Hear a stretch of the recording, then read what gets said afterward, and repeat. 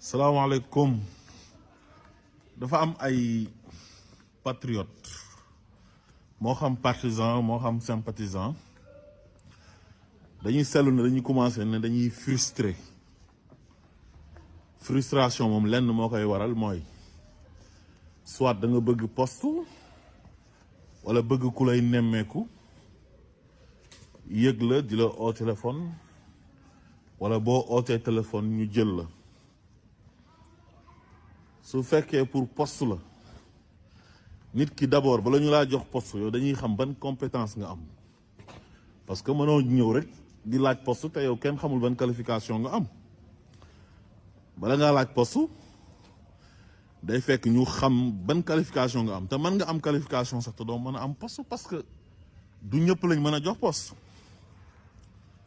su fekkee nag amoo benn qualification député mën nga ko doon voilà léegi su fekkee da nga bëgg a nekk député te bu ñuy tànn il faut ñu am ñuñ tànn bàyyi ñeneen est-ce que dañoo mën a tànn ñëpp du militant yëpp wala ñu engagé ñëpp wala sympathisant yëpp lañ mën a jël def leen ay député loolu mënta nekk am na sax ñu nekkoon ci liste yi te jàlluñ parce que liste yi kenn ku nekk li nga am rek lañ lay jox parce que 130 la am ñeneen ñi am plus fort reste ñeneen ñi am 7 ñi am 17 foog naa waa Kër Macky Sall bi te pourtant am nañu nekk ci liste nationale bu Pastef bi jàlluñ am na département yoo xam ne Pastef gagné wu fa te pourtant ñoom ñu ngi woon ci liste bi Macky Sall bi muy soog a toog Sénégal premier mandat yam est-ce que ñi ngeen gis ñu bokk APR mu nommé leen ci deuxième mandat est-ce que ñooñu nommé woon na leen ci premier mandat te pourtant ñu ngi toogoon nekk ay militants actifs man pour man nit su fekkee da nga nekk ci benn engagement citoyen ne da nga bëgg sa réew da ngay xeex pour sa réew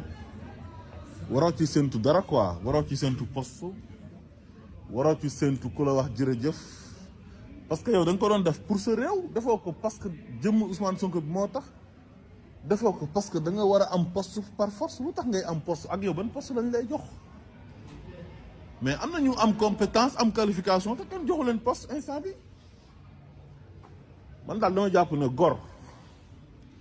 du laaj gor dafay toog bañ jox ko su manee mu ne nangu naa jox leen ma su manul